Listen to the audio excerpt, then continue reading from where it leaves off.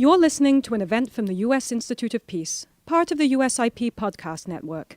For more information about our work around the world, visit usip.org and check us out on social media.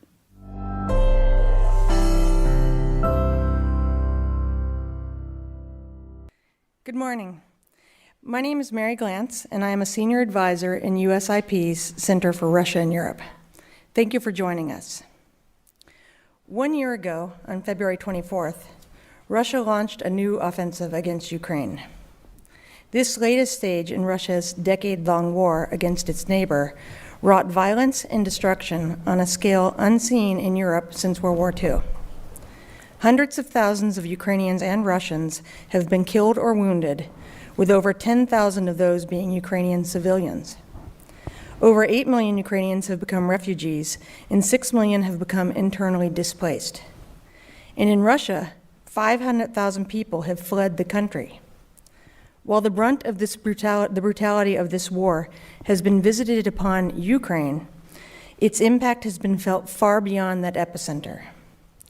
Russia has been roiled by mobilizations, sanctions, and an increasingly authoritarian regime opposed to any criticism of its war effort, including efforts to describe what it euphemistically calls a special military operation as a war.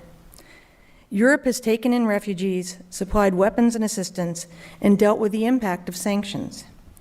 The entire world has felt the impact economically, most notably in food prices and shortages, and in new pressures on the international system.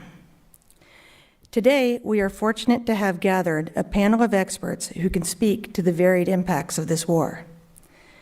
Ambassador Marie Yovanovitch is a senior advisor in USIP's Center for Russia and Europe and a senior fellow in the Russia and Eurasia program at the Carnegie Endowment for International Peace.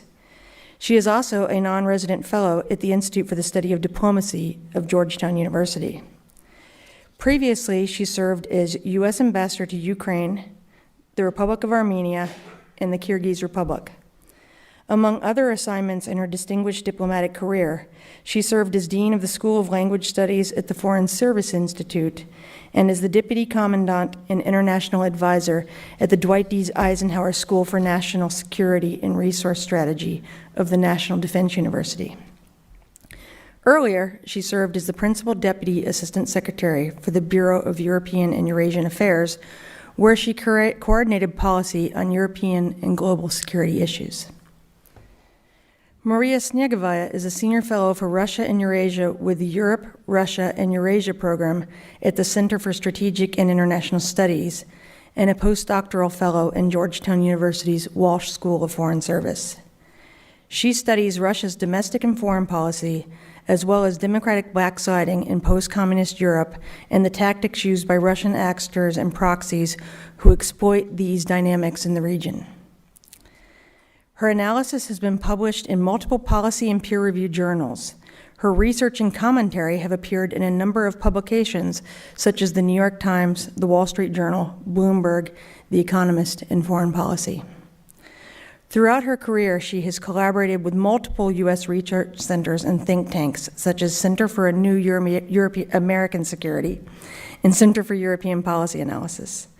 She holds a PhD in political science from Columbia University. Lise Howard is a senior scholar in residence with USIP's Russia and Ukraine team for the 2022-2023 academic year. She is a tenured professor of government and foreign service at Georgetown University and president of the Academic Council on the United Nations System. Her research and teaching interests span the fields of international relations, comparative politics, and conflict resolution. She has previously held year-long fellowships at Stanford University, Harvard University, and the University of Maryland. She is fluent in French and Russian and speaks some Bosnian, Croatian, Serbian, Spanish, and German. Prior to her career in academia, she served as acting director of UN Affairs for the New York City Commission for the United Nations. She earned her master's and doctorate in political science from University of California, Berkeley, and her bachelor's in Soviet studies from Barnard College at Columbia University. She holds certificates in philology and law from what is now St. Petersburg State University in Russia. Her first book, UN Peacekeeping in Civil Wars, won an award from the Academic Council on the UN system in 2010.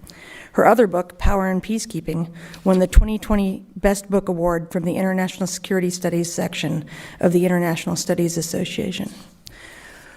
We are really grateful to have them here to discuss with us the impact of this war on Ukraine, on Europe, and on the international system.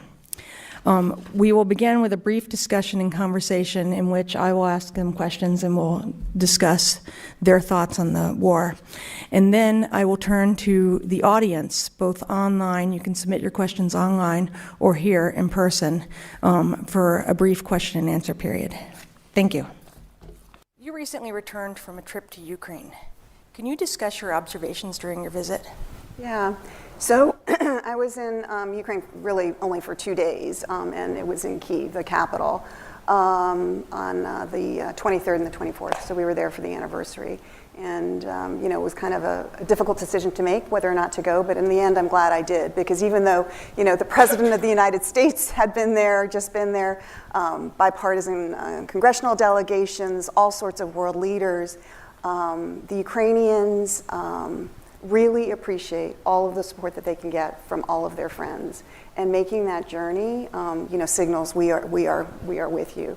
The Ukrainian people are still, as united and resilient as ever in fighting back against Russian aggression in all of its many forms, and they are courageous and they are confident of victory. But the big impression that I got, which is not going to be new to this audience, is that they're also tired. The soldiers are tired. They have not had a break in a year. And the population is tired as well. They are going to keep on going, in part because they believe in Ukraine, they believe in their freedom, they believe in their families, and they have no choice. Because this is an existential war. If they stop fighting, Russia will either Russify them or kill them. And so there is no other choice than to keep on fighting, and they will do that. But I think what they need from us, and this was expressed by everybody, starting, of course, with President Zelensky, and again, this is not going to be a surprise to this audience, is more assistance. They are grateful for everything the United States and the international community is providing, whether it is security systems, whether it's sanctions support, whether it is crucially economic support, and we just saw that Janet Yellen was in Ukraine, with a pretty big assistance package for direct budgetary support. But it still isn't enough, and so what I came away with was that, as reassuring and as important the tagline, "We are with you for as long as it takes," was in the beginning and for many, many months. I think we need to update that tagline. I think we need to update it to say, we are with you and we will provide as much as you need, as quickly as you need it, so that Ukraine can win. Because I think winning is absolutely critical. It's important for Ukraine to keep that country intact, the Ukrainian people, culture, and language as it is today and going into the future. But it's also important for, I think, the world system, because if Russia is victorious, if Russia is rewarded with territory, Ukrainian territory that it seized illegally, Russia will keep on going beyond Ukraine. And President Putin has told us that in his writings, in his speeches, and I think we need to take him at his word. And that would be a real problem, not only for Ukraine, not only for Europe, but for the United States and the international system. This would be in contradiction to the values that all countries, including the Soviet Union and then Russia, signed up to in the UN system and in numerous treaties and agreements. And it would be, I think, a real blow to international security, certainly the U.S. The international system that was established after World War II, again, not news to this audience, is not perfect, needs updating, but it has kept us more secure, more free, and more prosperous than at any other time in human history. That's really interesting, and it's very interesting, especially to hear about the impact on the people there, how they're very resilient and they're very determined, but also tired. Mm-hmm. One other thing you hear a lot about in the news is You mentioned Putin is trying to erase Ukraine, get rid of Ukraine, and he's talked a lot about how Ukraine isn't really distinct or different from Russia. But you hear on the news when people are being interviewed, they talk about how this war has really made Ukraine and united Ukraine. Did you sense that difference between now and, say, when you were ambassador there?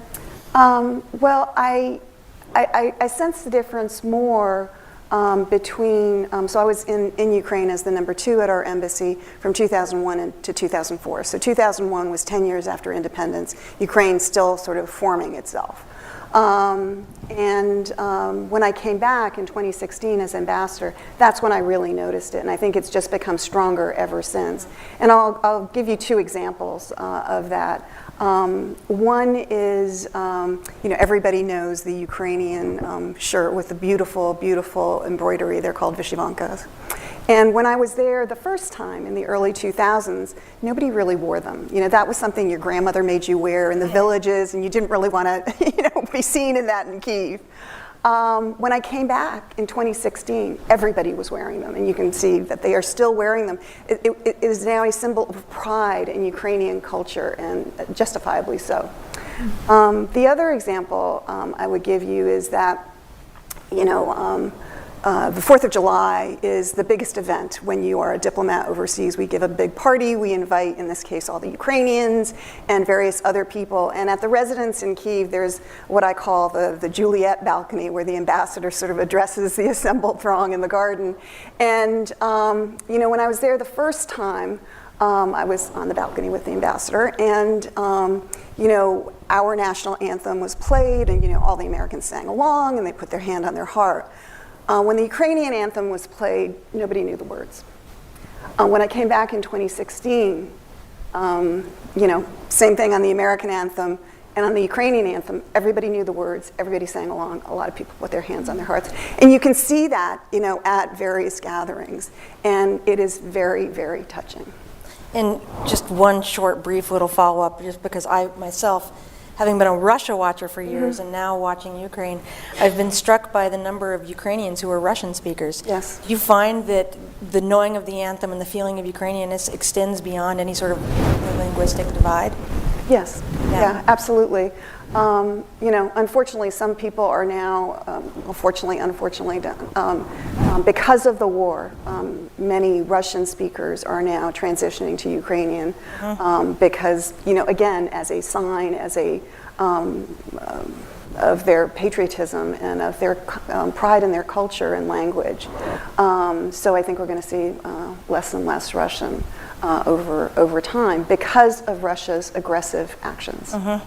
Yeah, thank you very much. It's good to hear about their determination and the importance of our support for their effort.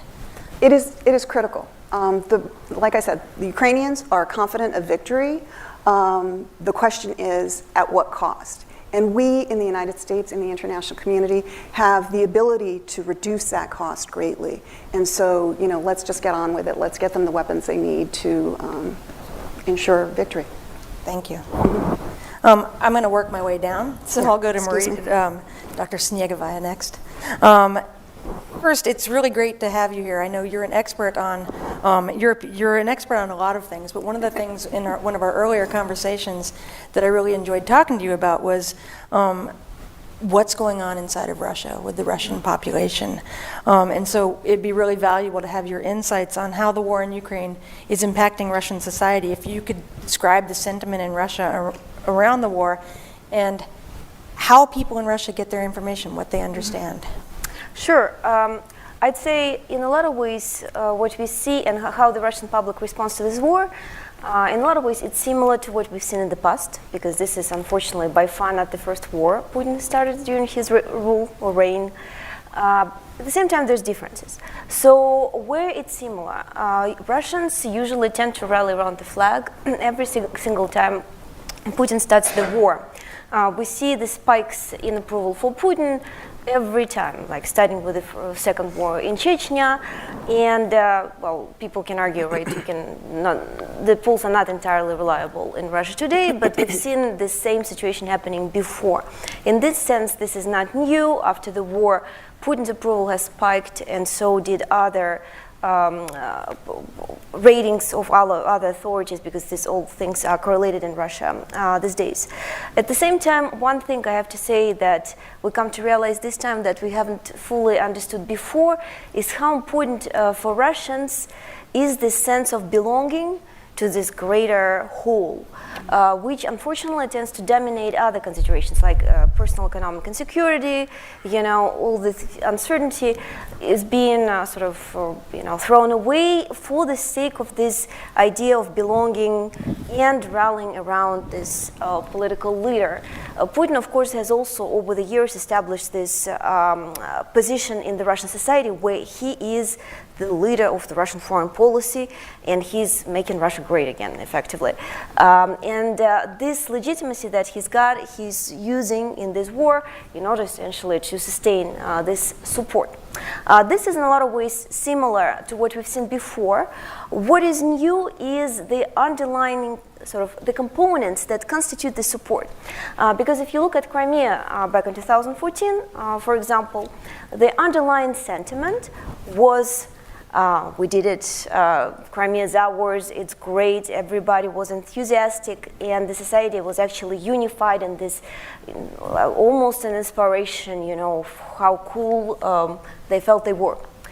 This is no longer the case. While we still see the same sort of rallying around the political leader, the underlying emotions are stress, anxiety, uncertainty, reluctance.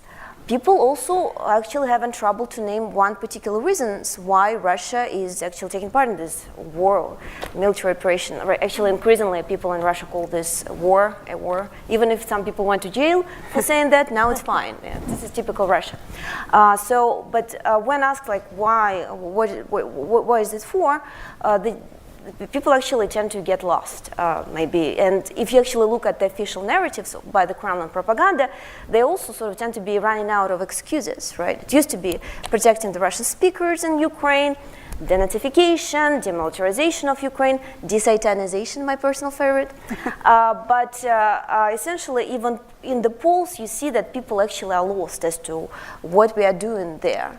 And in the long term, this might be good news because it suggests that it will be probably harder for the Kremlin to sustain this crafted majority as opposed to what we've seen back in 2014 when the effect of Crimea annexation, as you might remember, created the so-called Teflon rating for Putin. So Putin's rating skyrocketed and stayed there for a while. Now, having said that, the unfortunate reality also underlying this rating dynamic is that in the Russian society, based on the very crude numbers, you've got 7 to 15% of people with liberal, more pro-Western beliefs, maybe 20-30% of more hawkish imperialist statist groups, but then there is 30 to 40% of something that's called swamp, maybe not the nicest term, but essentially people who go with the flow, right? They just would support anything that the state does, unfortunately, for now. And this has been consistently the case under Putin's rule. And unfortunately, this group tend to quite uncritically align with most of this of what they perceive being the status quo.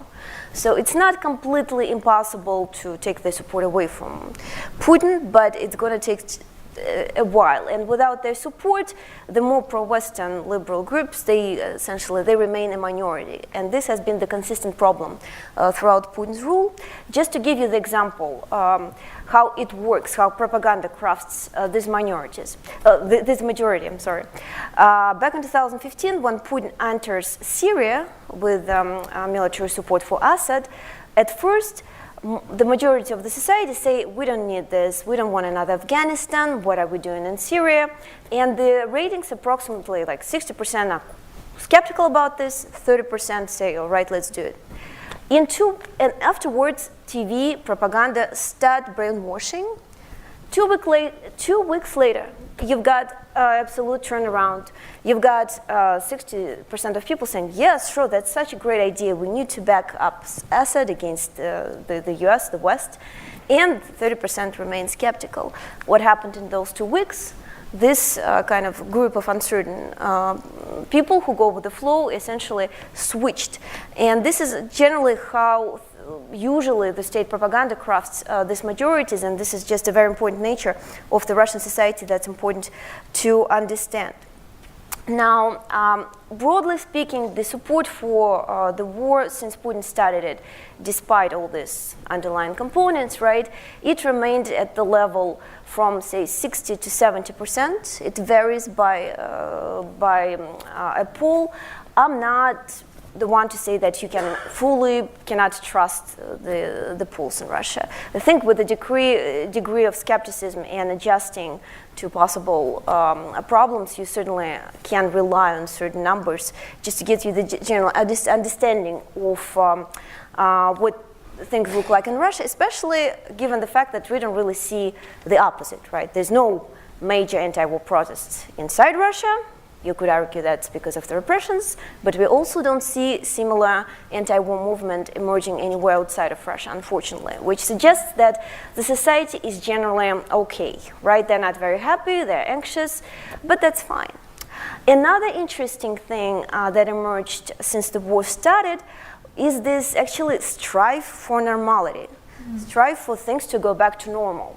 Now, throughout the last war, the major decline in support for this war was not, unfortunately, induced by the West, Western sanctions, or developments in Ukraine, as much as it was actually done by Putin himself when he announced mobilization. Mobilization was highly unpopular in the Russian society, according to all of the evidence that we have before. And once it was announced, indeed, Putin's approval, the Kremlin's multiple ratings of the authorities, and the vision of the country's direction, they all dropped. But only for a couple of weeks. Even in such a major development, when Russians can no longer pretend this is the war that happened somewhere else, right?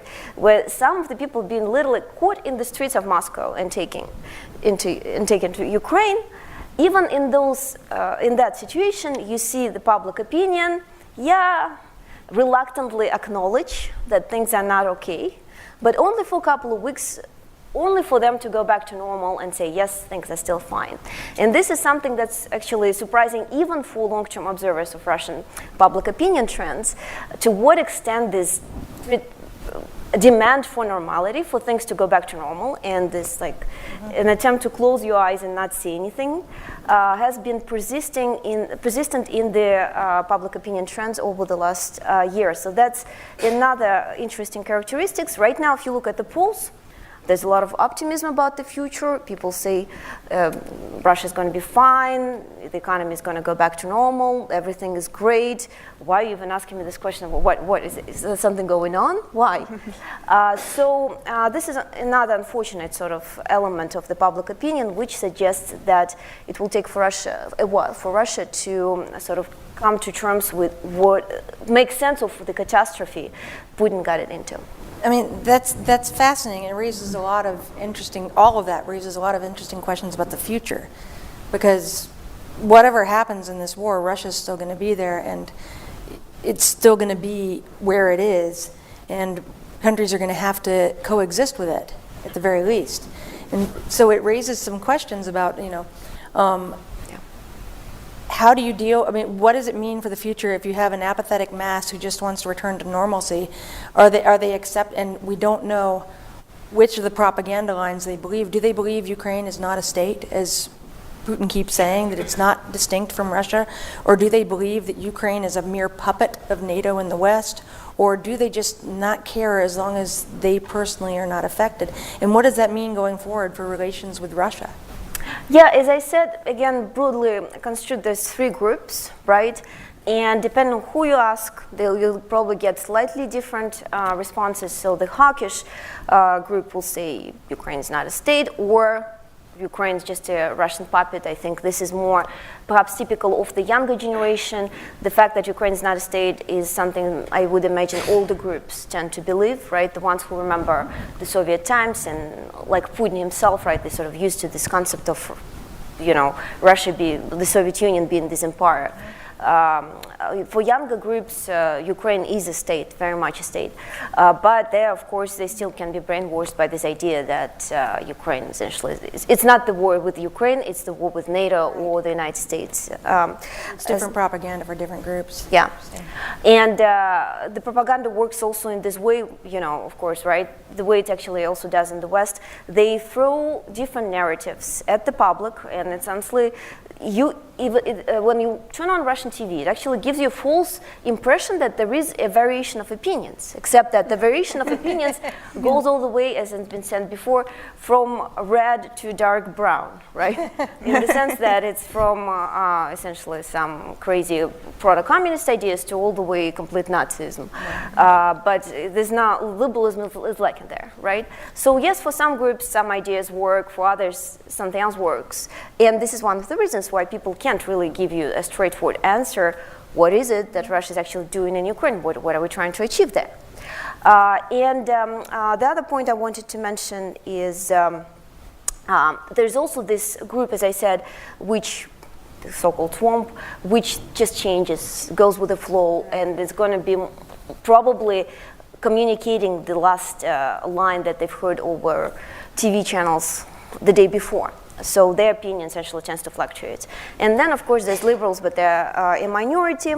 In the recent months, there was this trend that when asked for possible solutions of this problem, of this conflict, increasing number of Russians actually emphasize the importance of peace negotiations, over 50% at some point.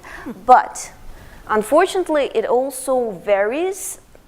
When you ask them, like, this is what President Putin wants to do, what do you think?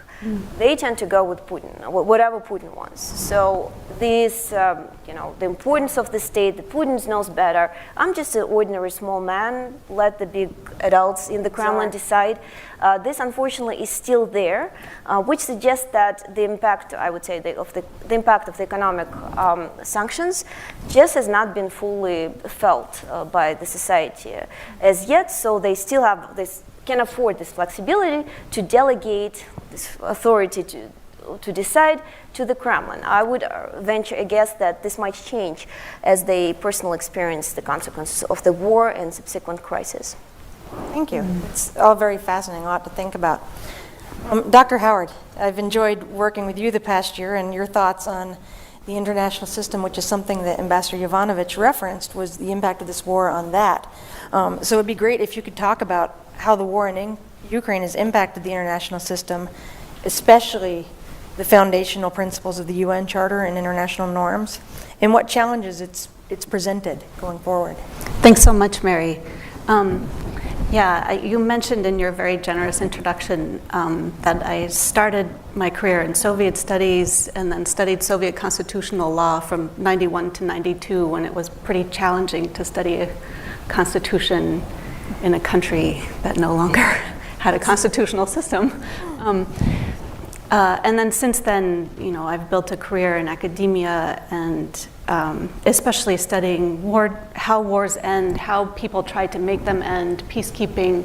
And so these two bookends of my career are coming together here at USIP this year. I've been working with Mary and everyone on the Russia-Ukraine team, and it's been a tremendous privilege. So thank you so much. It's been a great year.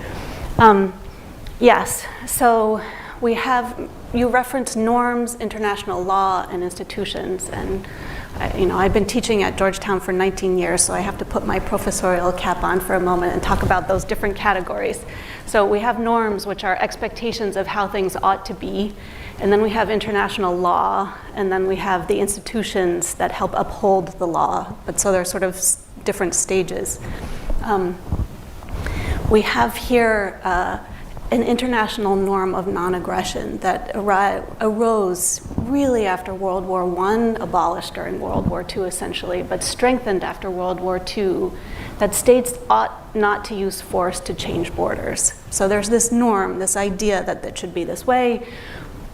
We and the rest of the world built this system of international law, and that is upheld by international institutions to make sure that states don't go to war with one another. And when they do, that they end quickly.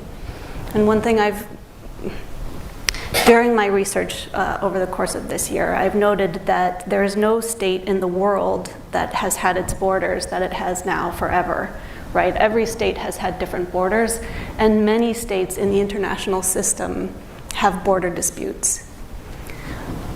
So since World War II, when there's a border dispute, 50 times, 50 times, when we have a militarized interstate dispute that started to move to aggression, it's gone to the UN Security Council and de-escalated. So we could have had about 50 more interstate wars since World War II than we've had. Why it's so important to uphold the norms, the laws, and the institutions, because interstate wars kill a lot of people. We know that's from history. And that's why all states decided together that when we want to change borders, we're going to do it not using a military aggression. So what Russia has done now is violated the norms, the laws, and undermined the institutions that uphold these principles. So Russia has committed not only the crime of aggression, Putin's Russia, I should say. It's not all of Russia. And you can't blame all Russians, right? This is Putin's imperial, kleptocratic Russia. It's his decision to violate the norm and the law of aggression. We also have violations of the laws of war, how you conduct yourself during war, right? So we have war crimes, crimes against humanity, and then also significant charges of genocide.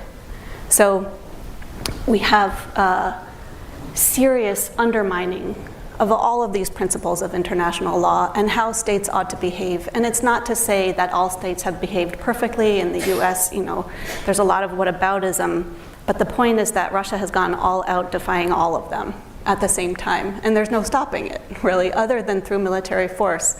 So part of what we've been trying to talk about this year is there a way to stop Russia without using military force? And it's very hard at the US Institute of Peace to come to the realization that it is almost inconceivable to figure out how to end this without militarily removing Russia's forces from Ukraine.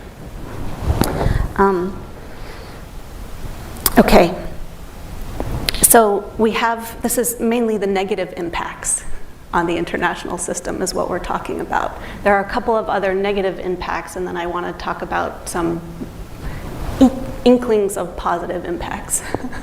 So we want to hear those. Okay, right.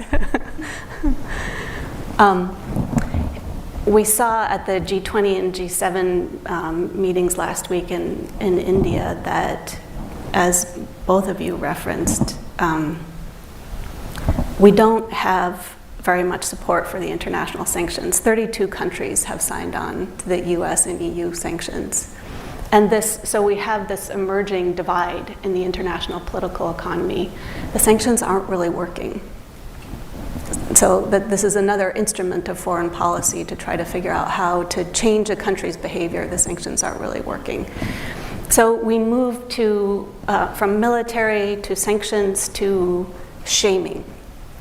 And in that sense, moving on to something of a silver lining, shaming is the main mechanism the UN can use right now. So because Russia has a veto on the UN Security Council, the UN Security Council's hands are tied, and so the decision-making on Russia has shifted to the General Assembly, to the World Parliament. It's not really a World Parliament, but every country gets a vote in the General Assembly. And last year around this time, the General Assembly took a vote, and 141 countries condemned Russia for its aggression in Ukraine. And on the first anniversary of the war, again, we had 141 countries in the world condemning Russia for its aggression in Ukraine. So in that sense, we have that is the real world material evidence of a norm that states should not use force against each other. That most countries in the world agree that Russia should not be doing this in Ukraine. Now, when it comes to actually imposing costs on Russia, that's where we see less agreement about how to impose costs, and there is a divide, as we all know. But it's still not Russia still doesn't have that much support. 6 countries voted with Russia. 5 countries voted last time. 6 countries voted this time, right? And it's a collection of pariah states, but I noted that even Cuba and Iran didn't vote with Russia this time, right? So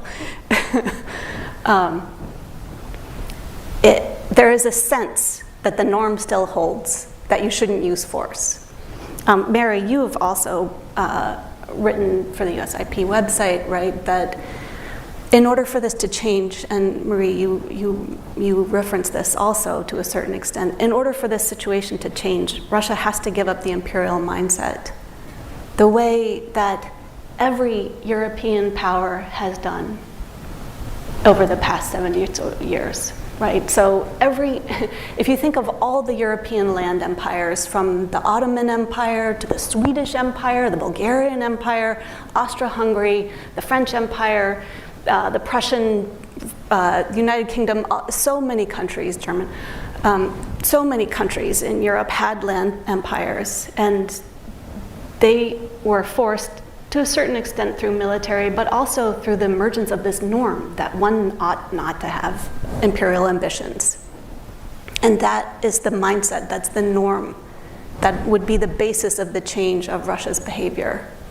And so it's a question of how to convince, probably not Putin and his collection of friends, but the next leaders of Russia to give up the imperial mindset, as every other European power has done, that you can't take your neighbor's territory.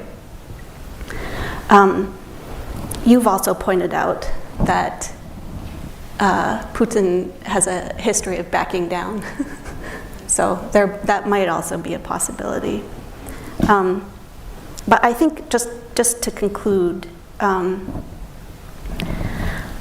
I think that it's possible to envision a day when Russia's ambitions will fade, and that we could come back to a normal way of life, both internally for Russia and in the international system, because it's in everyone's interest to have a rogue Russia, as you've pointed out in your book, Ambassador Yovanovitch, that this is a rogue Russia threatens not only Russia and its neighbors, but also us internally, anyone Russia seeks to disrupt.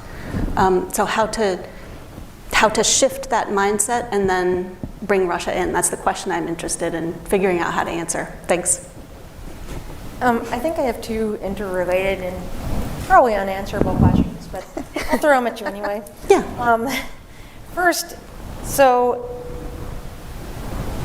you mentioned the imperial mindset, and one of the things that I've thought is that this war between Ukraine, this war of Russia against Ukraine, really reminds me of a colonial power with its colonies wanting to assert itself as an independent state, and that is what I see Ukraine as, sort of trying to decolonize from Russia, an extension of the collapse of the Soviet Union and the Russian Empire. And that tracks with what you said about the history of imperial powers in Europe.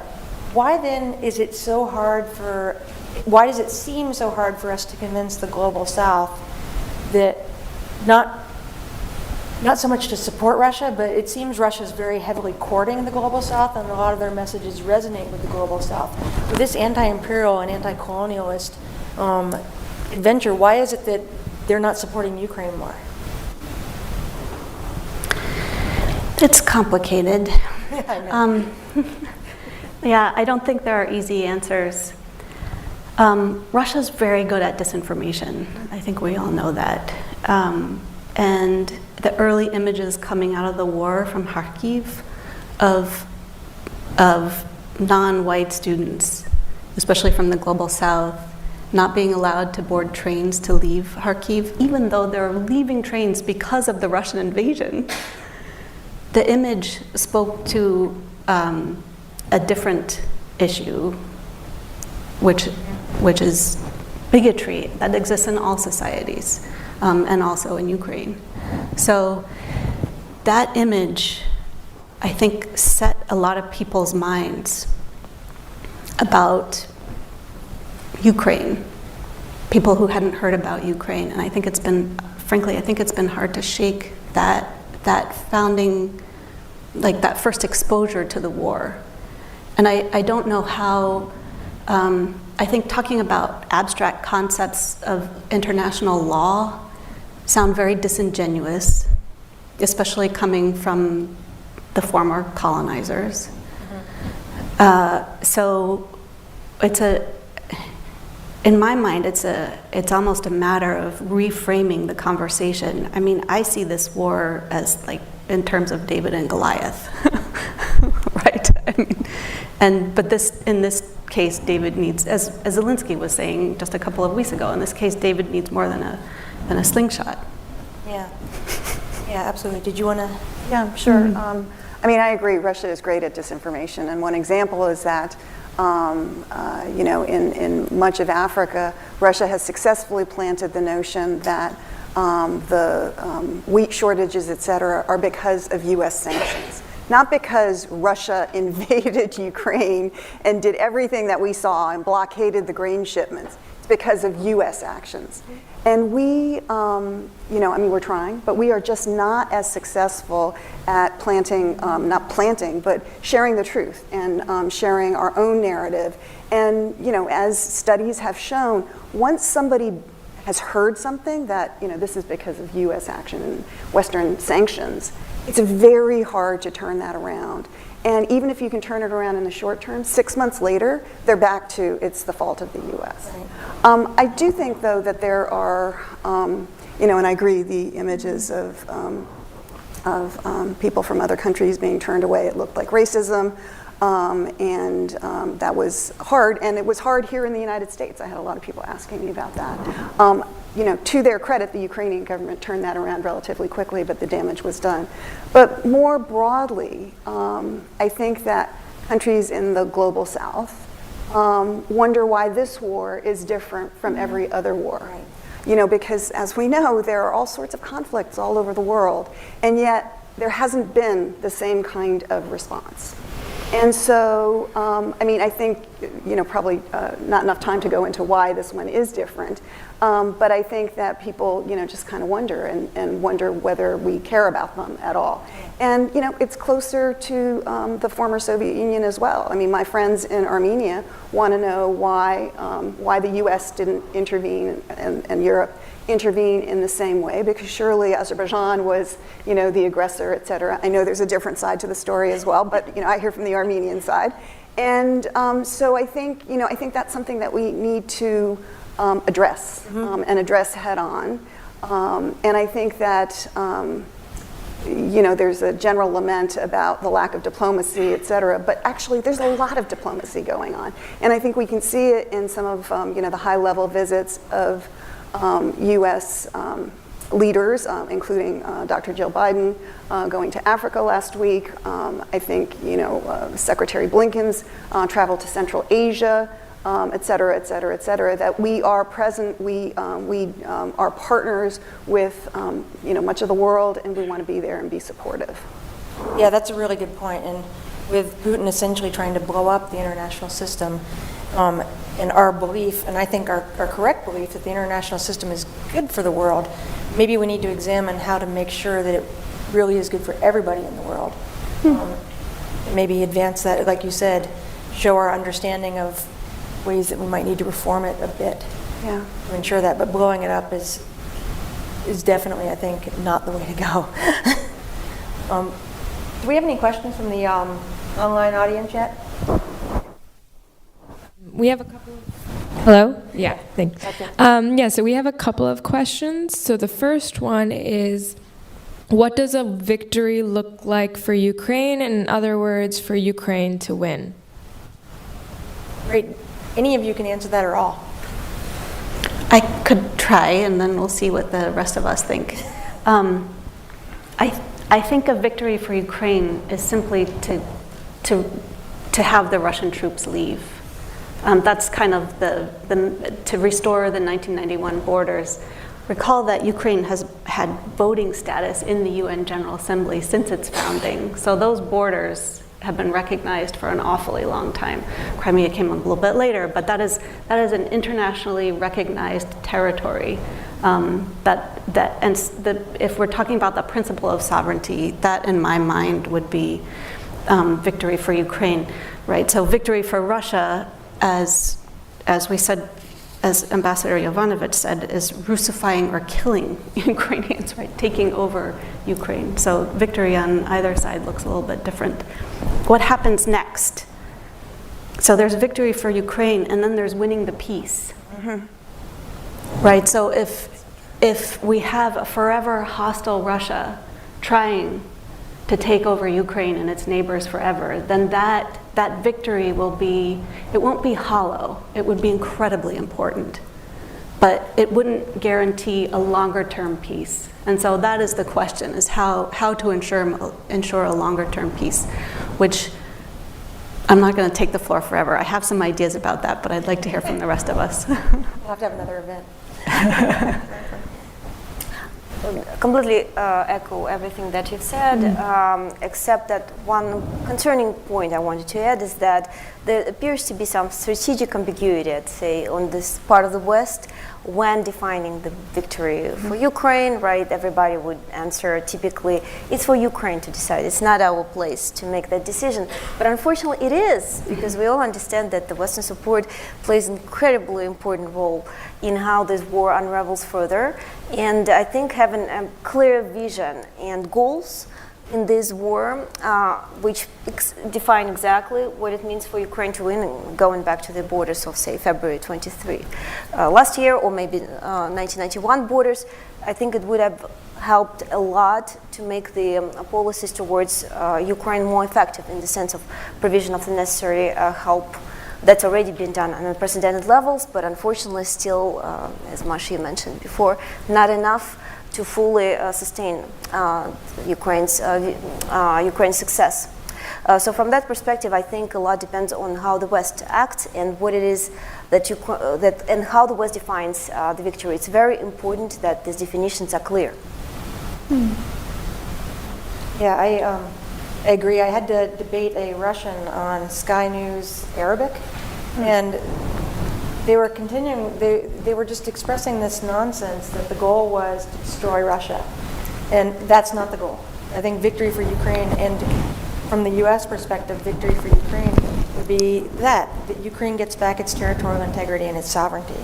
And that's it. It's very defensive, but important. Security. Yeah, and it's security, yeah. Winning the peace is going to be key, because I don't think anyone wants a situation where Ukraine has to remain armed like a porcupine forever to defend itself. There has to be some sort of way that it can live peacefully and prosperously and securely in the future. And that may, unfortunately, involve a porcupine for a while. But security is absolutely key. Do you have any questions from the audience? Hi, thank you. Michelle Kellerman with NPR. When China made some proposals about a peace plan or peace proposals, whatever you want to call them, the U.S. response was basically that China is not an honest broker. I wonder if you see any honest brokers out there.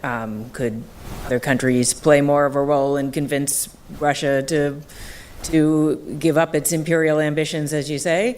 It could be countries like India or the UN. Do you see anybody that could be an honest broker? I would like to do that. Yeah. I mean, I can take a stab at it. It's hard to see right now, because I think the sides are so polarized, and there's not a lot of mutual trust going on, or even confidence. And so I think that as this,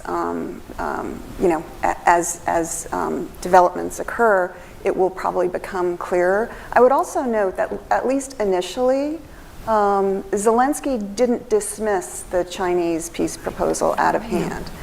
He said, interesting, I want to see the whole plan, I want to talk to the Chinese about it, and latched on to the issue of territorial integrity, seeing that, which was in the peace plan, which he had not yet seen but had heard about. And he said, clearly that means that the Chinese are, open to our position, which is that Ukraine needs to have, its legal borders observed by all countries, including Russia. So I think as, neither Russia nor Ukraine is ready for peace talks right now. But as we see developments on the ground, as hopefully Ukraine gets a stronger position militarily, I think we'll also see evolving, what various states propose and how that might come together in what is hopefully a constructive mix of negotiations. When Ukraine is ready. Sorry, I just had to say that. Apologies. So one more thing I wanted to add to that is that, and going back to the discussion of the role of the global South, right? We see consistently that one of the reasons why sanctions are not as effective as they could have been, right? I wouldn't say they don't work, they just not work as effectively as we hoped. Is of course the help of the major countries in avoiding them. And China, Turkey, India are the crucial players on the international stage that actually help Russia sustain decent status quo, especially by purchasing energy resources, but also by providing routes to smuggle the products, articles that are otherwise sanctioned by the West. That's, by the way, one of the reasons why I would argue global South is not very eager to side with Ukraine, because why abandon all these prolific opportunities? In the post-Soviet space, for example, you see almost a competition emerging among all these different countries like Kazakhstan, Armenia, Georgia, and others, competing of who is going to be the main sanction-avoiding routes for all these articles. And I mean, and you're offering for them to give up all these lucrative opportunities, like for what?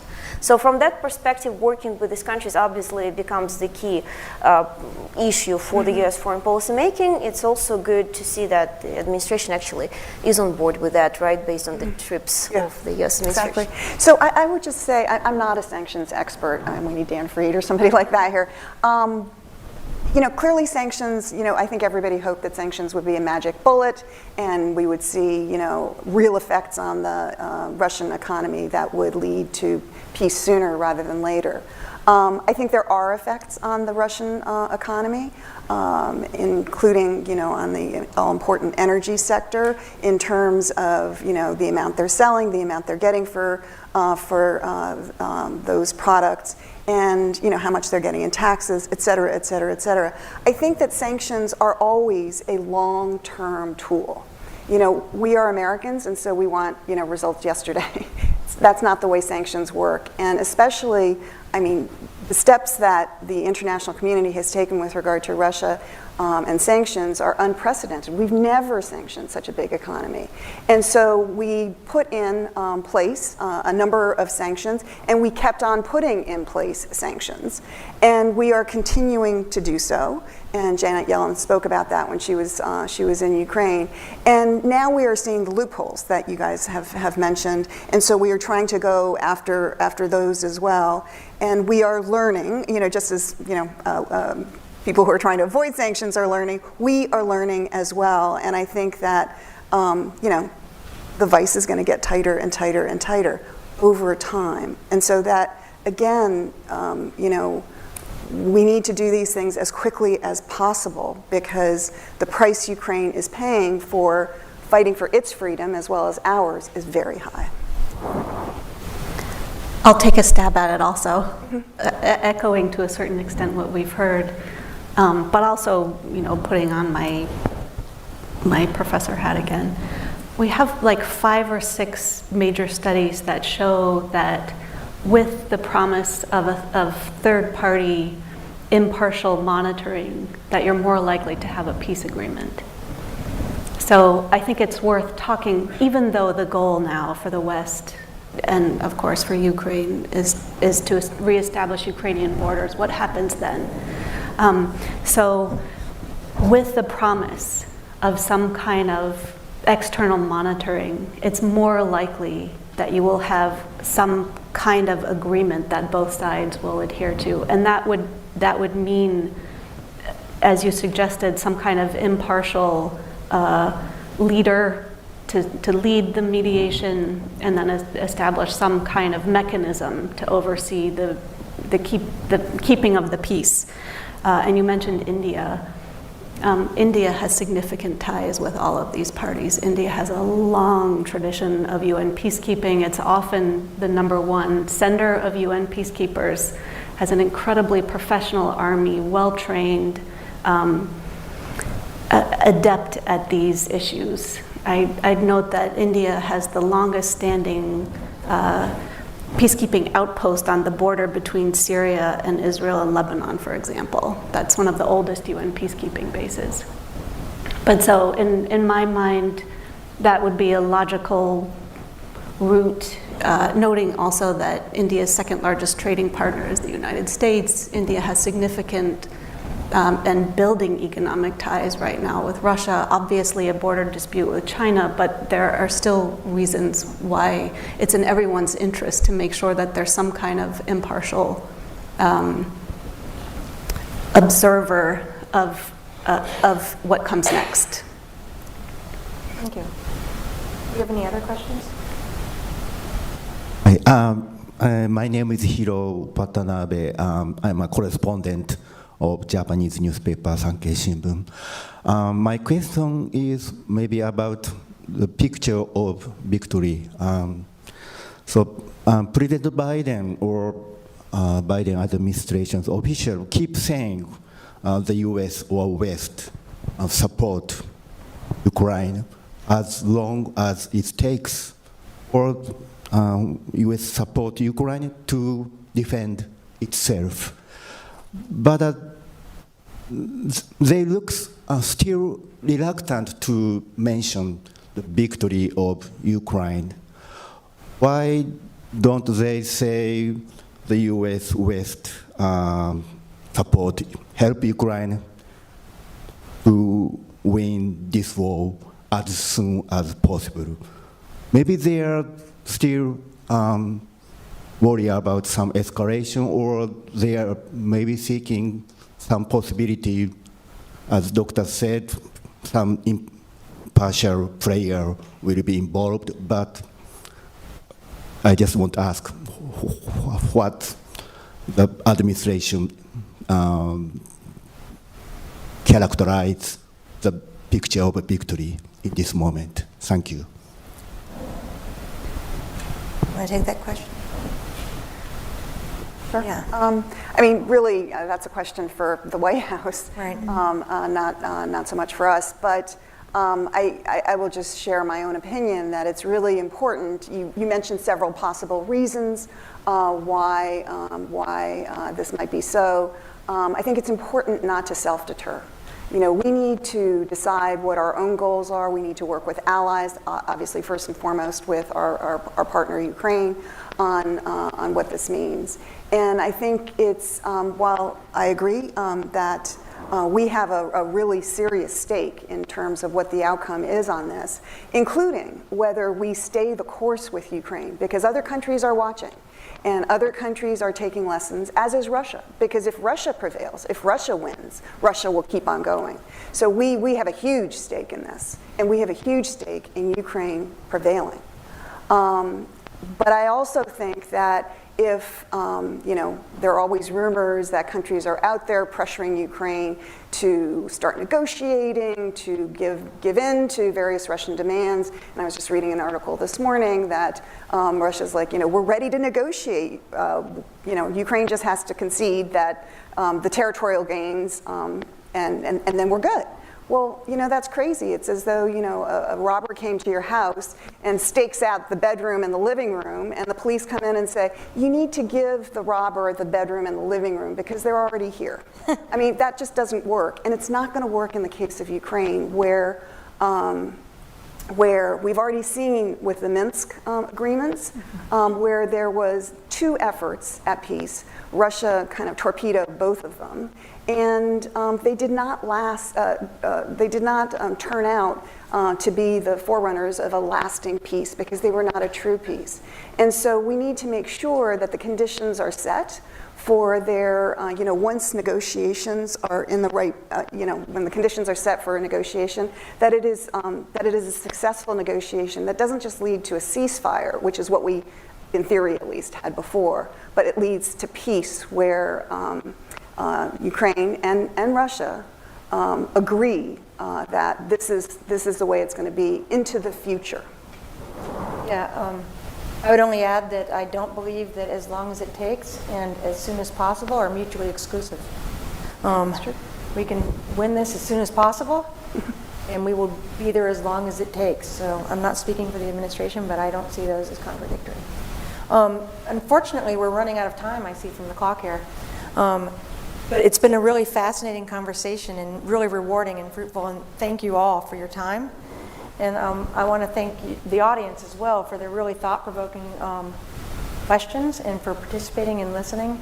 And I hope that we can do this again. So thank you. Thank you. Thank you. Yeah.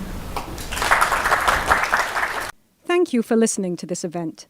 If you'd like to listen to more events or explore our other podcasts, visit usip.org/podcasts.